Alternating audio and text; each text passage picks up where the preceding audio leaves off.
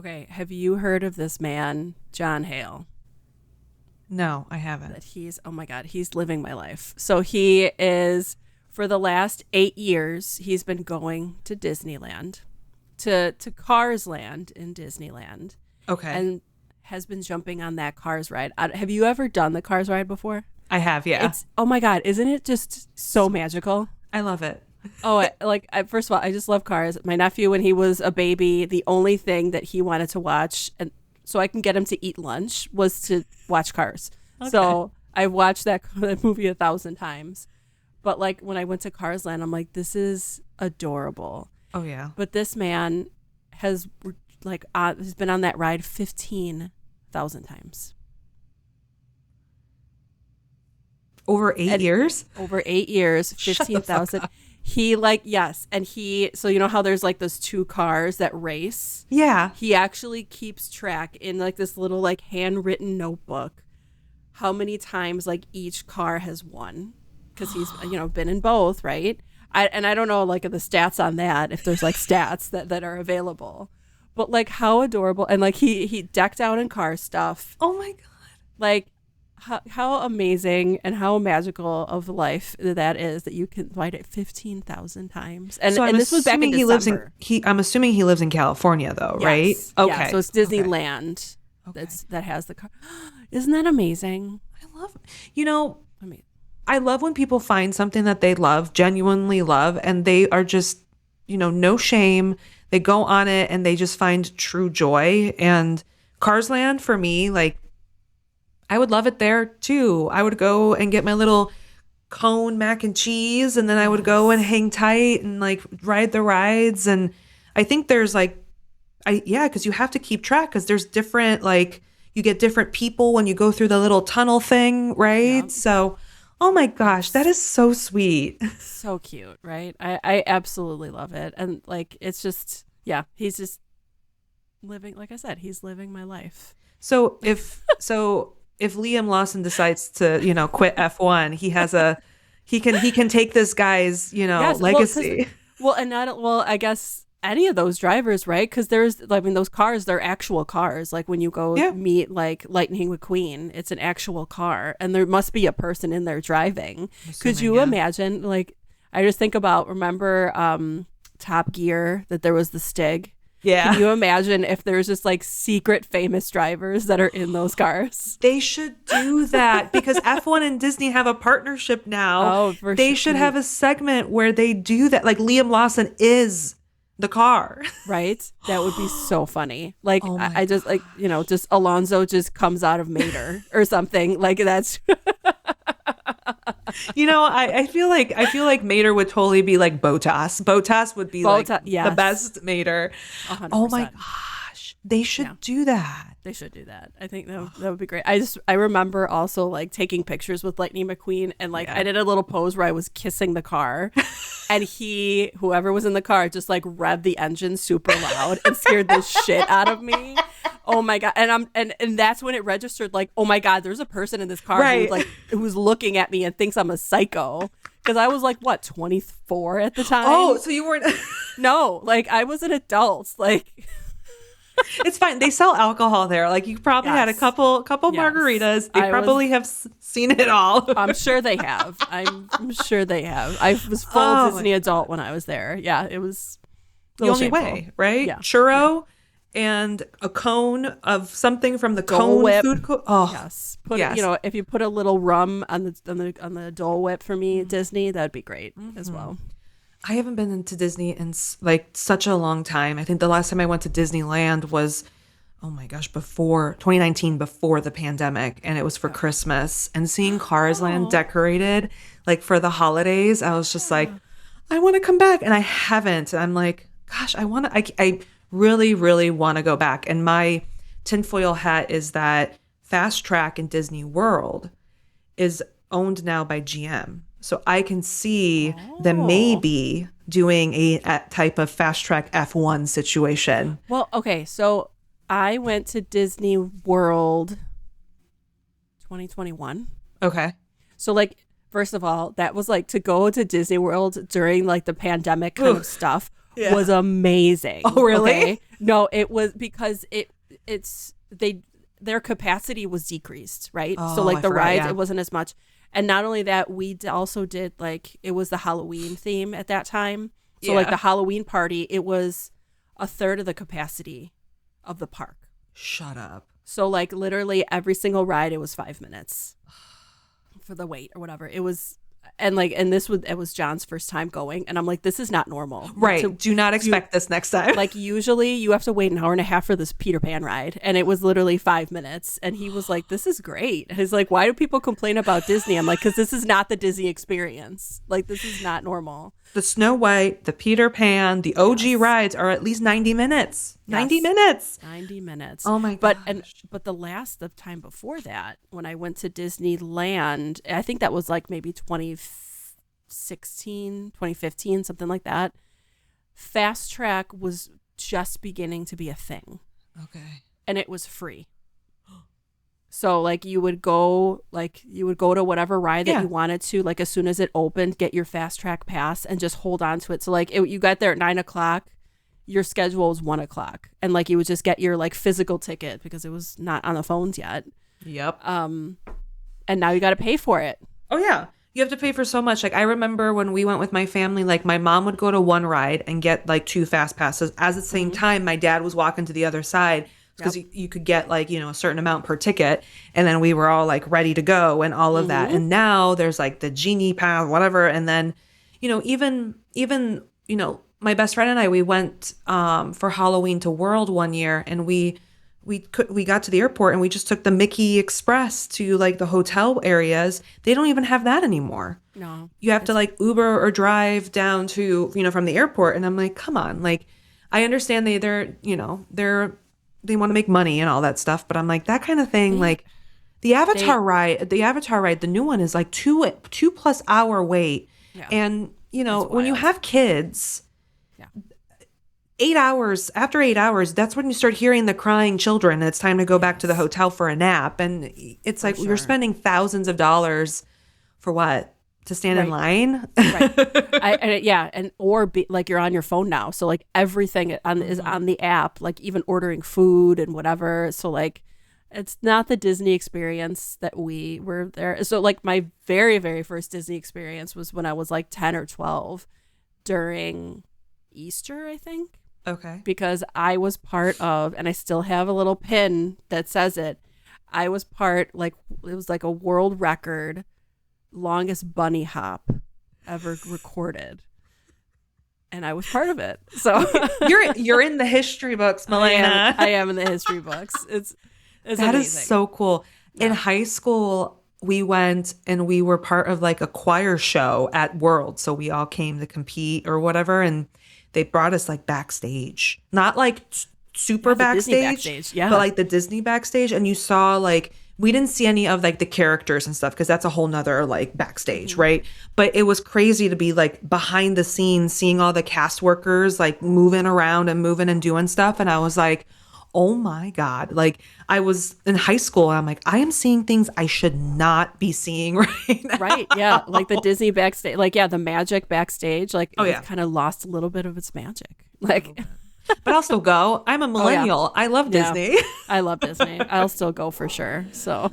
Oh my goodness. All right. Well, we should probably get started. Yeah, I know. Or we could just keep going and just have a Disney episode. I don't know. Maybe.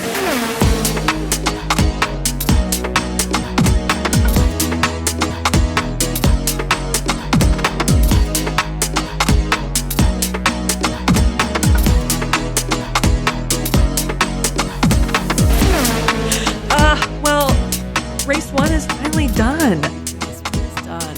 And before we get into the Palou show, okay, we had a race before. We actually had a few races before. So NASCAR trucks actually raced for the first time on the streets on a street course, period, in St. Pete. And we had some people we knew. We had Dario Franchitti, who raced, and then our good old friend James Hinchcliffe, or Jimmy Hinch, as they called him. I think it is Jimmy Hinch, his alter ego. If he ever raced in NASCAR, that was the name that he was going to race with. And he did. He had it on the car, Jimmy Hinch. Yeah. I love it. I watched it for a little bit, and, had no idea what was going on, but I tuned in to support my IndyCar, previous IndyCar drivers, which was really, I think it was a fun little thing to add to it. So wouldn't be surprised if they continue it for next year, but Indy next raced, and everyone was thinking the OGs that were coming back, the Miles Rose, the Lockie Hughes, they're going to come back and, they're going to rock St. Pete because they know what to expect. And spoiler alert, none of them were on the podium.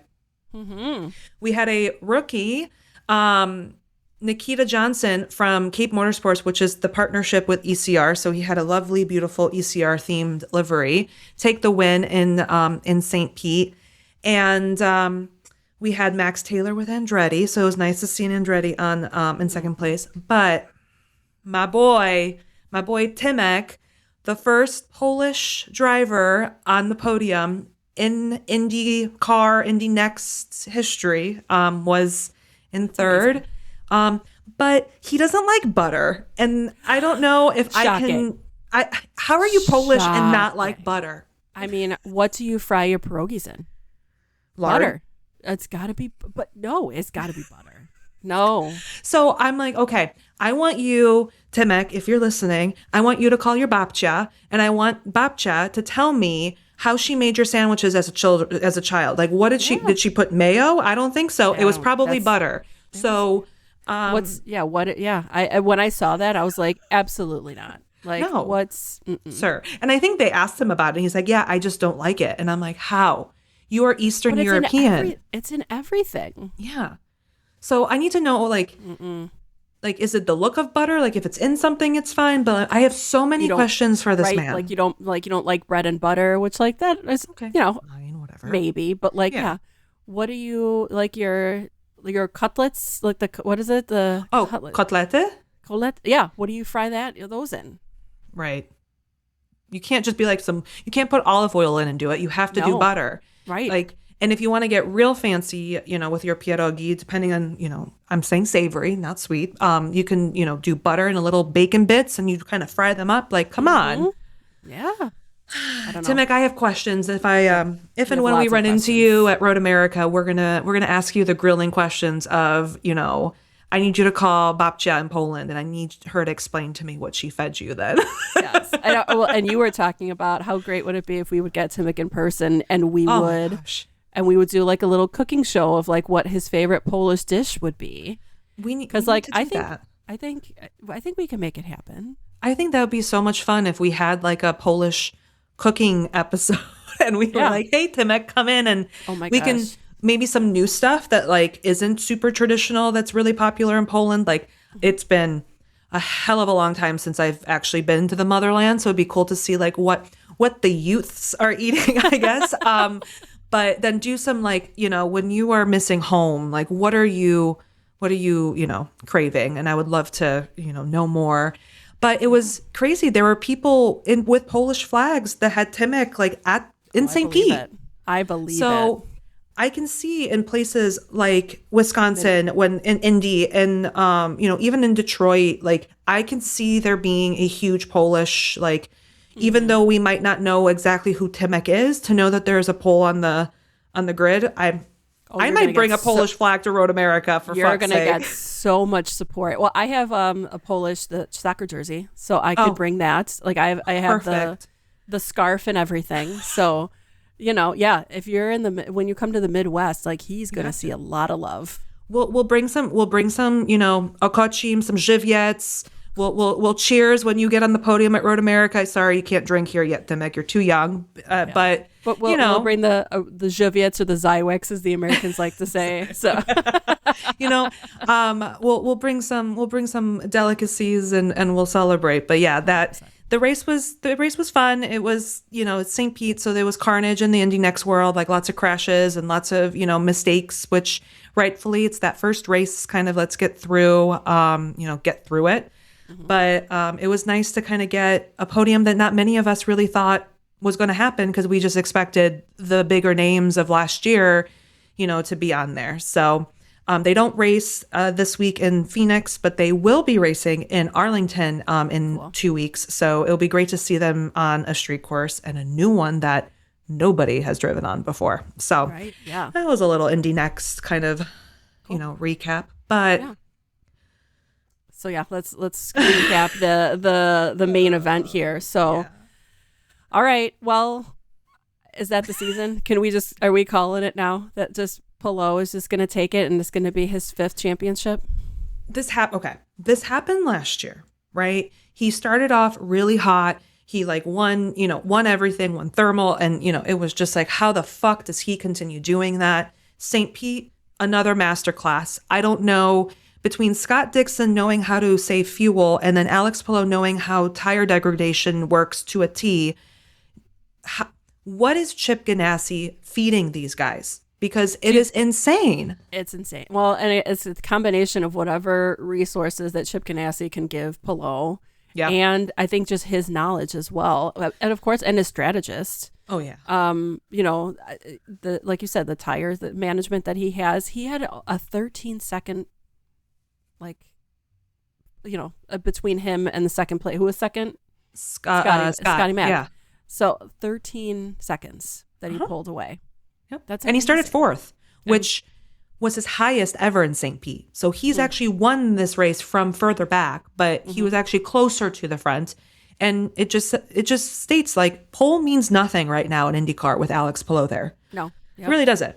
It's just, okay, you get to put a sticker on your car. Congrats. Congratulations. Yeah. And so again, time will tell if it's just going to be another like Alex Palou show. But and a part of me is like, he's so nice though. Like he's not cocky. He's not, he just seems like a very likable person. He's just like, yeah, dude, let's just keep going, So it is fun to watch someone like that, who is very grateful and humble, versus, somebody who's got that ego or something like that. But also with Palou, that, another stat that he kind of broke, he is greater than 20% of his races that he's won.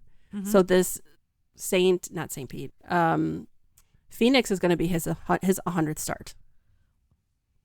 And he already has a 100th start. Only has a 100th start. He already has 20 wins under his belt. So better than 20%. So he's at 99 starts with 20 wins.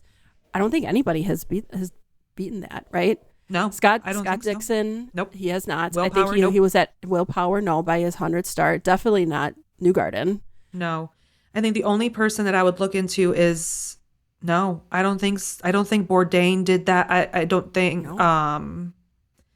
Dario did that. No.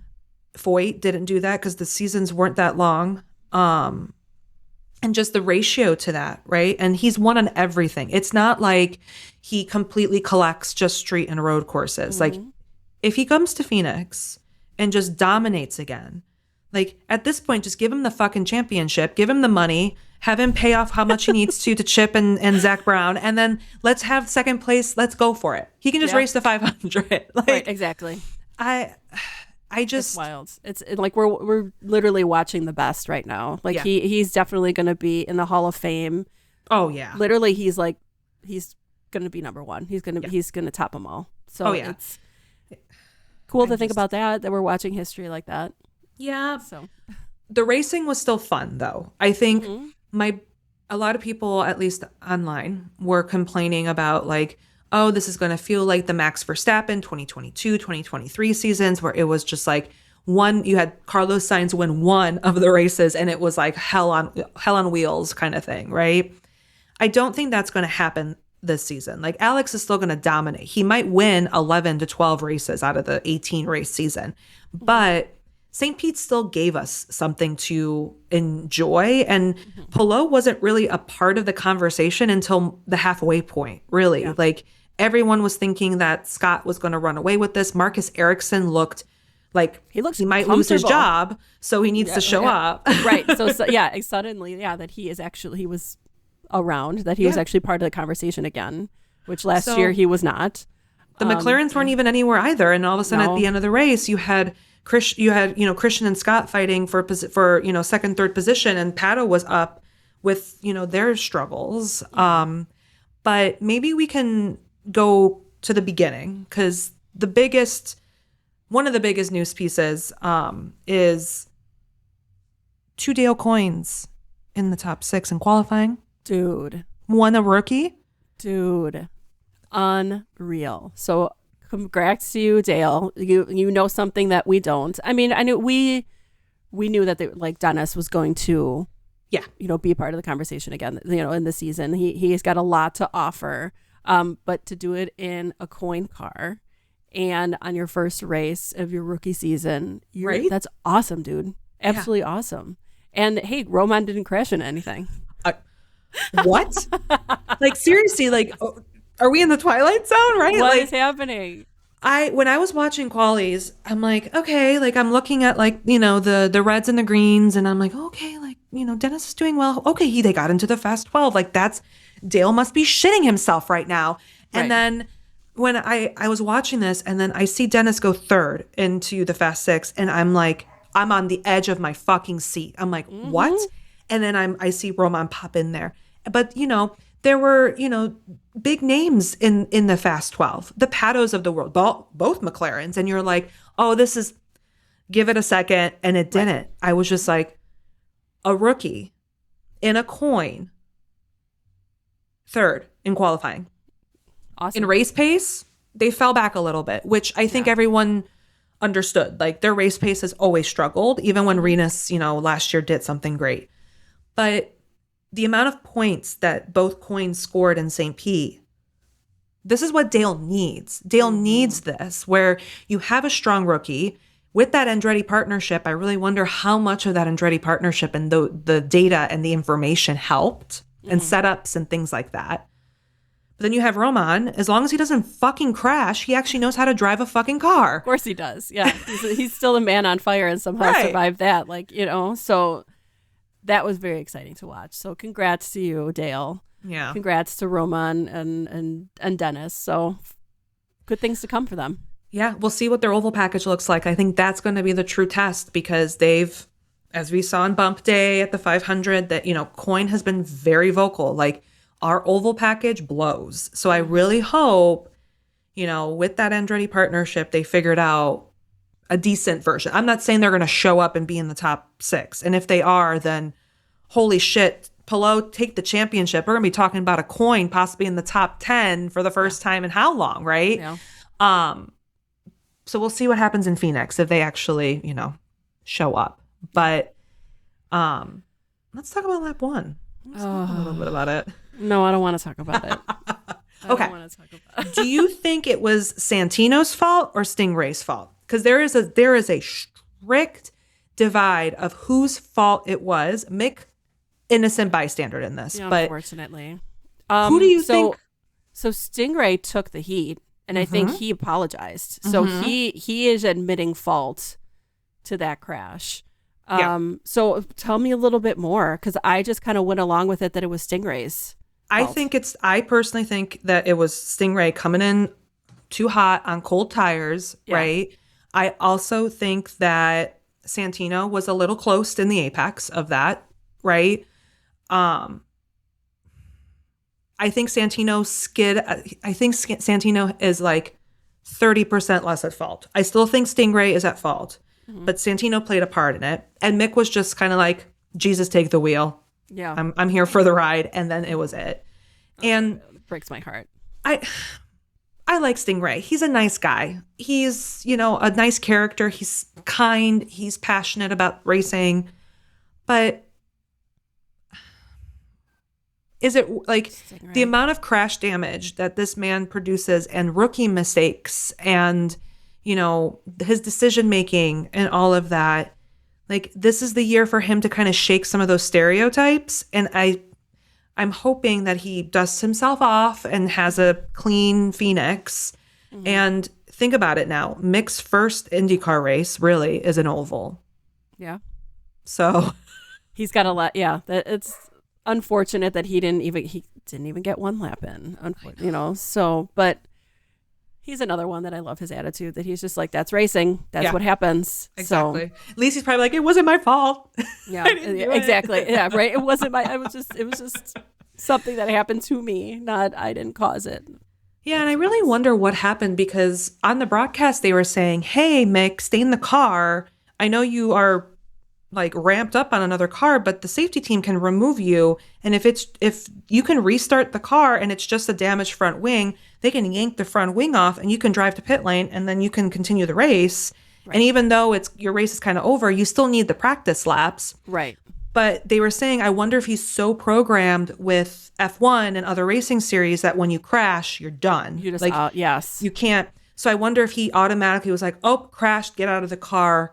Yeah. I'm done. I wonder if a little bit of that old DNA popped in. So probably. I mean, that's just kind of, he's still hardwired that way. Yeah. So that's unfortunate that he could have gotten at least some sort of practice laps and get more information and data under the car. But, on to Phoenix. On to Phoenix. On to Phoenix. Oh, yep. God. I pray for him there, too. I just want him to prove Ralph wrong. That's it. Yeah. I just want him to be like, look, yes, like, right? Shut the fuck up. He's still running his mouth. I saw him talking to some news outlet about how, IndyCar is dangerous. I'm like, okay, can you go talk shit about somebody else? Right. Didn't he just get married? Go on your honeymoon. Go away. Go away. Go away. Enjoy your honeymoon. Go enjoy your authentic life. Like, you know what I mean? And like, just leave the racing world for right now and just go enjoy your life right now, sir. Or don't aren't you supporting this man? Like, aren't you saying, hey, like, I understand, I don't agree with you moving on to IndyCar, but support him, sir. Anyway, but with the 2 tire stints that were required on the Reds, tire degradation was the number one question that everybody had within the paddock. No one really knew if the Reds were going to last or if the the primaries were going to last. I'm taking Palou out of this because he made both of them last. Yeah. Malukas was looking really, really strong in his first, drive with Penske. Unfortunately, he made a mistake where he locked up his tires going in. I believe it was going into turn 1, and it caused a flat spot, which inevitably caused a puncture. Mm-hmm. So he had to go basically limp to the pit lane to get a new tire.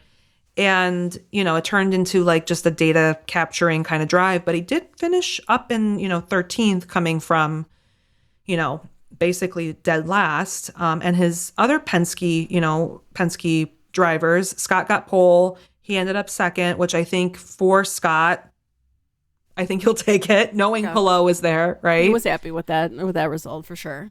Joseph, I feel, struggled still. Like he had I don't even call it a crash. He had a tumble into the barrier in free practice. Qualifying, he was nowhere. He started 23rd, but he did finish 7th. So I don't know if they had the setups wrong or anything, but they figured it out during the race.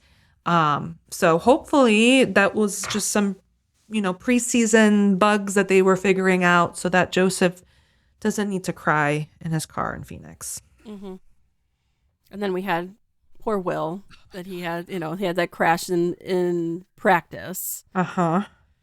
That caused him just issues for the race, unfortunately. So kind of the same deal that like he did end up hitting the wall again, right? And then just getting data in the car and then end up retiring anyway.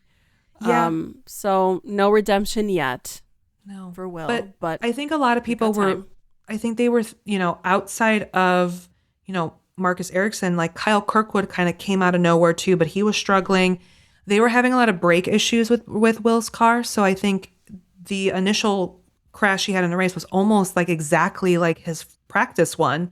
So clearly he was taking in that corner, maybe muscle memory in a non-Honda and a Penske. And he's like, oh, I'm in a Andretti Honda now. I got to do things a little bit different. So I do wonder if maybe some of that played into it. For sure. In a car that was not made for him, that was made for somebody else that he's still trying to get used to. Right. Oh, Colton. I missed him.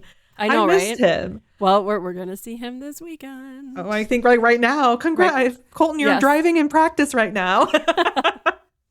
I literally, okay, I'll have my moment. Like, I literally feel, speaking of cars, I feel like Luigi, and I don't remember the other guy's name, but I feel like the Ferrari. I feel like I'm just wearing Cadillac colors, and I'm just like, Colton. The other guy is named Guido. Guido. And Guido is an actual a male name, but it also means driver. Oh. Or like to guidare means like to drive. So Guido means like I drive. But it's also a man's first name, which is adorable. That's just like an Italian. Surprised that there's no race car drivers that are named Guido. Guido, I know. Should we start calling Kimi Antonelli Guido? Yeah, like we probably should, actually. That's adorable. He was so cute. I love him too. But anyways. Anyway, we'll digress in 2 seconds. Did you see Kimi's intro for F1 this season? Yes. Yeah. I did. I love it. I love it. I absolutely love it. So. Speaking of cool, cool chill dudes, Scott Dixon is having it rough out there these days. He lost the tire and basically ended his race because of a faulty pit stop. But that's like an Andretti style bullshit. Right? I know. Uh-oh. Colton left and his gremlins have now spread. They have. Oh my goodness. But, there were some other, little tiny, I'm saying tiny stories because I'm a fan, but Marcus Armstrong showed up really strong. Felix did show, strength with MSR. Marcus was running really well. He was in 4th for majority of the race. And then he got a little spicy and he messed up overtaking and then basically fell to the back of the grid. And I had his radio on because I was like, oh my gosh, is he going to podium? Like, this is great. I will not put out there what was said on the radio. No.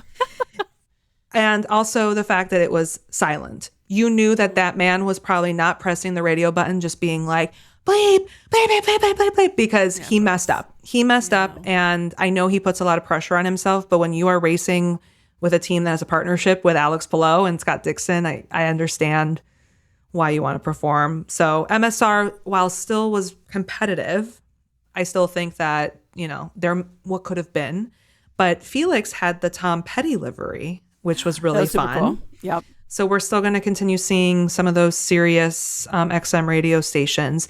I wonder what else we'll see. Like, are we going to see new ones? Like, I really want to know. Yeah. Well, right now I feel like it's all like the classic rock that's being shown on there, right? So I guess, what's a good prediction of what's going to be the next livery for Sirius XM? Oof. Well, I know we did a Motley Crue one, right? Yeah. Did a Motley Crue. We've done Tom Petty. Did we do Sting? Oh my God. We did Sting. Creed.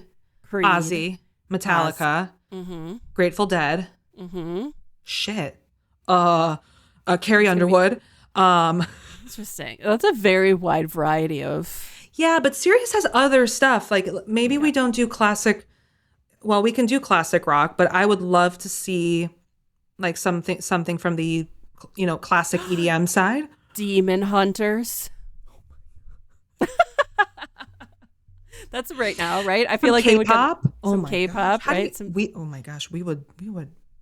Damn, yes, let's do it. Let's do that. That's my next call. Come on, do a little Demon Hunters here. But okay, but what would Felix want to drive? Like, what's one band that like Felix fucks with? I feel like I can see like Bad Omens, some like death metal. Okay.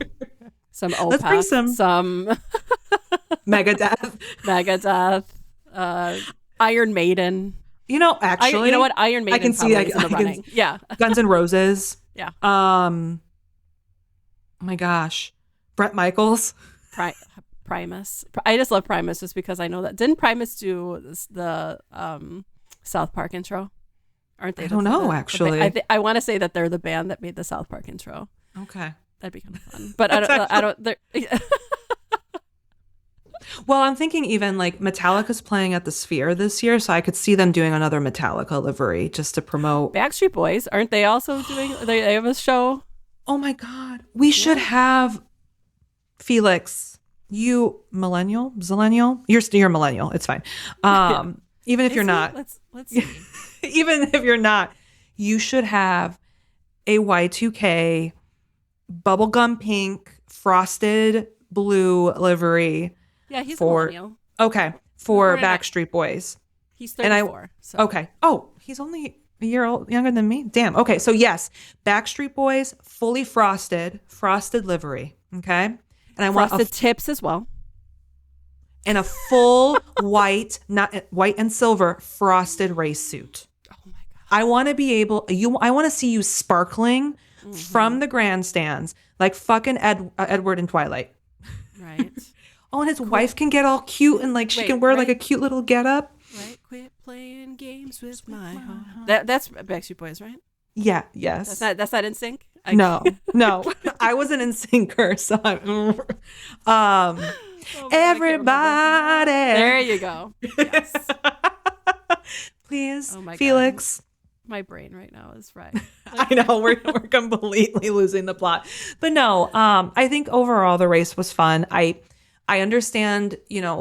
Viewership stayed relatively the same as of last year. We still peaked at like 1.6 million viewers. So people were still very excited about the race. This week we are in Phoenix. We are also racing with NASCAR. NASCAR races on Sunday and IndyCar races on Saturday. So I'm hoping we'll get some viewers from that. We do have F1 this weekend. So I'm assuming some of the I need motorsports. So I'm going to watch IndyCar folks may not be fully invested in oval, but we'll see. I will be super, super plugged into Phoenix just because I've been watching all of the drivers landing in Sky Harbor, and I'm like, oh my God, you're flying over ASU. I used to live there. There's my dorm. I was going to say, part of your heart still lives in Phoenix, right? A little one, yes. Pato and Daniel Suarez were at one of the spring training, it was Dodgers versus Mexico games. And I was like, oh man, the amount of margaritas I drank on that lawn. I'm sure. It's like, shit. Sure.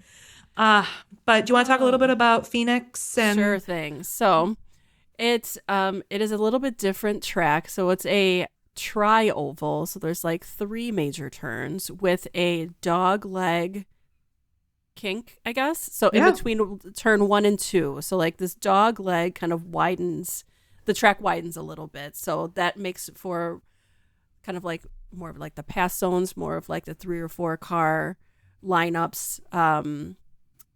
Very exciting to watch. So that's kind of like what I had to like, honestly, when I heard dog leg, I'm like, what are you talking about? But it's like a little kink in between, like it's not a true turn.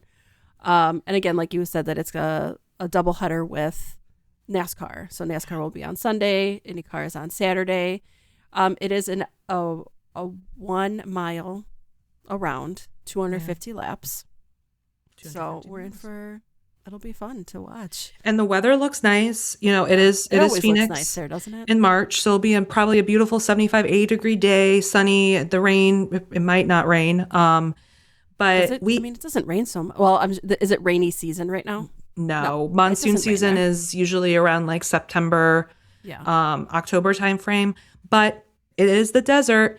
So it will get fucking cold at night. So I was going to say, probably the track temperature is going to vary a lot, like from the morning till afternoon to night. Mm-hmm. So when does practice take place? When does qualifying take place? And is that going to impact temperature? And like, are they really going to get that? Because I know that played a little bit in St. Pete, where like when they were qualifying kind of in the afternoon, the sun was going down. There was those dark spots.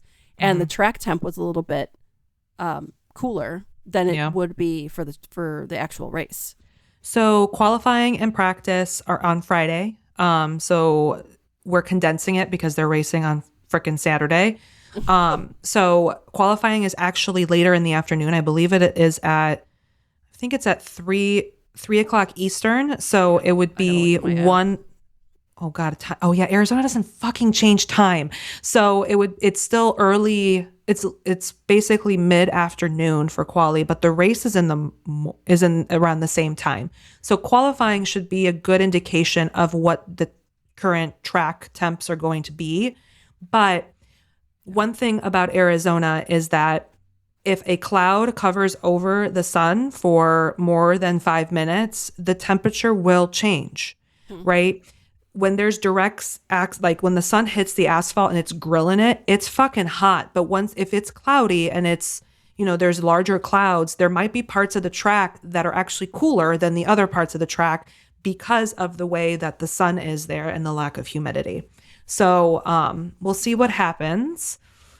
I hope it'll be fun. It's also really exciting to have an oval on the calendar before the fucking Indy 500. So, but we haven't been there since 2018. Yeah. Which Joseph Newgarden won. Yes. So we have some drivers that have driven on there before. Scott Dixon's driven it on. Will Power has driven on it. Mm-hmm. So we have a few veterans, but to a lot of these drivers, this is brand new for them. Yeah. So I'm excited. Exciting All to right. watch. Let's do some predictions. Yeah. Yeah. Go for it. I think that Joseph Newgarden is going to channel his 2018 self. I don't know what we were wearing in 2018, but 2018 self. And he's going to show up and go, I'm the short oval king. Sorry, little Dave. It's my time to fucking shine. And he's just going to fucking take it. Alex Palou will be in contention. Yeah. I think so. 100%. David will have a strong race. I think Will have a strong race. I agree. Yeah. I was going to say kind of like the veterans are probably going to be at an advantage this weekend. So I agree. Yeah. Joseph Newgarden. I mean, Penske's in general, I feel like are good at short ovals anyway. So yeah, Malukas is going to be up there. I am really pulling for Will. Did you see some of it, like the Andretti people that were pushing Will Power's jersey out, that they were asking people, they were asking people, are you willing to switch your shirt to wear a Will Power shirt? And there were some takers, and then they got a free jersey out of it. So okay, huge support, I feel like, for Will. From people Andretti, just want him to be happy. I think I think that's the piece. And I'm not reading too much into it, but after the race at St. Pete, the camera kind of panned to David Malukas sitting on like the edge by his pit stall with, I think, his engineer. I could be wrong, someone from the team. And granted, it's hot, they're sweaty, they're probably like decompressing from everything, but he looked very stressed, like kind of like, oh shit, I fucked up kind of stressed. Like you can tell on his face, like he wasn't happy, but he looked like scared stressed. And I'm like, is that the Penske perfect kind of that's 100%. been beaten into you of like, hey kid, we're going to get rid of a tried and true legend. You better fucking show up. Right. And I really do hope that they don't beat it out of him, that they beat, or like it's going to be like he's getting too much in his head. Yeah. But no offense, but like, what do you expect for racing for Penske? Like, I know. Are you it's ready like racing for Red Bull, right? Right. Like there's that pressure is going to be behind you. And like, is he ready for it?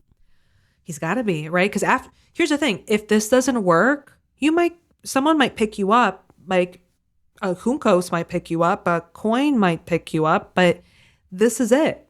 You're not going, you broke your wrist with Daddy Zach. So, and just because you have the same look and feel of, a blonder version of Lando, I'm sorry, he's not going to pick you back up. Right. Yeah. Like no one's going to. So I really hope that he has a great sports psychologist. He can talk to somebody. He doesn't hold the stress of, everything, because I feel like he needs to talk to Scotty and be like, hey, I need to know what you did when you crashed in the formation lap on the Indy 500 and how you overcame that, because what you did, I need some of that, because I need that in my life. And he's young. Yep. David is still young and very impressionable. So I'm rooting for him to hopefully even just podium. I'm not, but I'm also thinking there will be some carnage within, I can see Roman being a little carnage circus animal. Right. Well, yeah. And some of their, and Mick, unfortunately, this will be his first oval, his first, like you said, true race in IndyCar. And hopefully he will do well and he'll be cautious. But we'll see. Just keep your nose clean, Mick. Finish the race. Don't crash. Get some good points. Use this as a testing session for the 500, because the 500 is a whole other animal.